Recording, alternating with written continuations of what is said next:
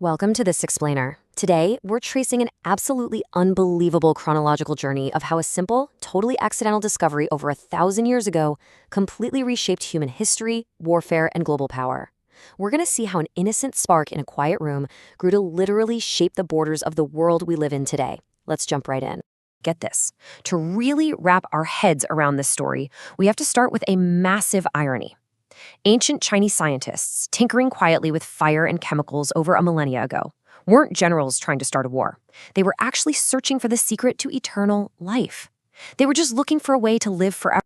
But yeah, instead of finding immortality, their quiet little experiments resulted in a creation that would eventually take millions of lives over the next few centuries. They definitely didn't find a giver of life. They found the exact opposite. The recipe they stumbled onto was actually deceptively simple, just a mix of charcoal, sulfur, and a white powder called saltpeter. But when fire touched this specific combo, boom, it exploded so violently it literally made them step back in fear. They called it ho yao, which translates to fire medicine. And crazy enough, for years, they didn't even use it as a weapon. They just stuffed it into paper tubes and used it for fireworks to celebrate. Well, you really can't keep a power like that contained just to parties, right? Eventually, soldiers started asking, hey, how can this powder help us win? They started filling bamboo tubes with the stuff to shoot these unpredictable streams of fire at enemies. They called them fire lances, but bamboo breaks. So to really harness this, they swapped the bamboo out for strong metal tubes and replaced the loose fire with a solid iron ball. The very first gun was officially taking shape. And a secret this powerful? There was no way it was staying just in China. The idea spread like wildfire along the Great Silk Road. Arab traders were the first to really study it and write about it. From there, this explosive knowledge made a massive geographical leap, finally arriving in Europe sometime in the 13th century. Once it hit Europe, it grabbed the attention of a monk named Roger Bacon. He started documenting this strange powder, but he did it incredibly quietly, using secret codes and anagrams.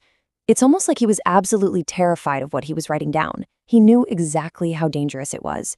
But, as we know, you can't put the genie back in the bottle. Section 1. Cannons and falling rolls. Those secretive words eventually led to a devastating escalation: the cannon. Fast forward to 1453, a huge turning point in history. The city of Constantinople had these incredibly thick stone walls that had held strong for over 1,000 years. Unbeatable, right? Well, a young sultan, Mehmed II, rolls up with these massive cannons. They fired day and night, sounding literally like thunder, until those 1,000-year-old walls finally cracked and fell. The message to the entire world was loud and clear: stone could no longer stop metal and fire. Section 2. The Great Global Imbalance. As those massive cannons shrink down into handheld weapons, we see this incredible total shift on the battlefield. Think about it. For centuries, the heavily armored knight absolutely ruled. That took decades of expensive, grueling training. But suddenly, they were completely obsolete. A young, totally inexperienced soldier with a metal tube and some powder could take down a master knight.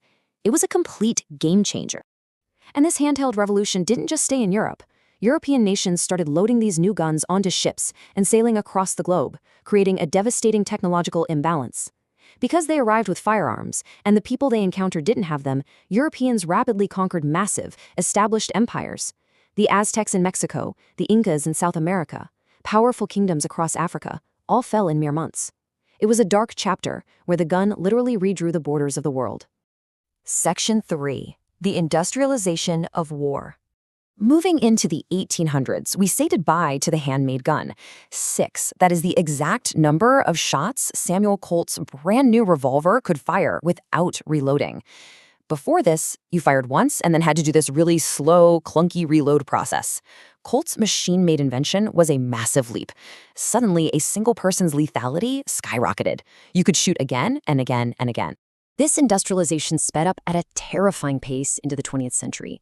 First, you get standardized rifles with longer barrels for totally precise shooting. Then comes the ultimate terror, the machine gun, firing hundreds of bullets a single minute. By World War I, this technology literally forced millions of soldiers to just dig into the earth, into trenches. The generals commanding them, they had absolutely no idea how to even respond to a weapon like this. The sheer scale of the slaughter was almost impossible to wrap your head around. 1 million. That is the number of men killed or wounded in just a few months at the Battle of the Somme alone.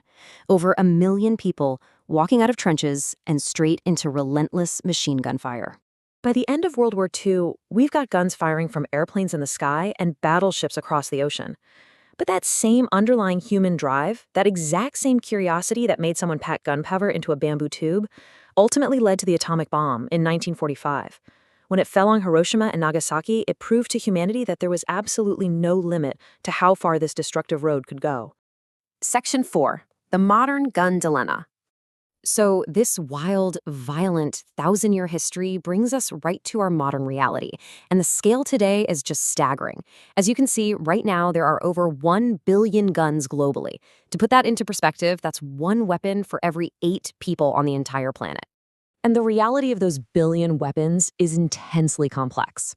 We're talking advanced military rifles, guided by computers and satellites in space, but also massive civilian ownership. In the United States, for instance, there are actually more guns than there are people. And because access is so widespread, thousands of people die every single year, not on foreign battlefields, but in everyday streets, schools, and homes. This constant presence has forced communities worldwide into a really intense, ongoing global debate. And it's a sharp split. On one side, you have folks who firmly argue that firearms are absolutely essential for protection and personal security. On the flip side, you have those who argue just as passionately that guns inherently destroy society and cause unnecessary suffering. It's a complex conversation happening in communities and governments every single day. What this whole explainer really highlights is a pretty profound lesson about human invention. The gun didn't start with evil intent, right? It started with curiosity, the exact same curiosity that drives all scientific discovery. But the power that comes from it, that is never neutral. Whatever we create, we ultimately have to take responsibility for. So, looking back at this crazy timeline, from an accidental spark of saltpeter and charcoal in a quiet room searching for eternal life, all the way to a modern world holding 1 billion firearms, I want to leave you with one final, absolutely vital question. How do we live with something so powerful? Thanks for joining me for this explainer. Keep asking the big questions.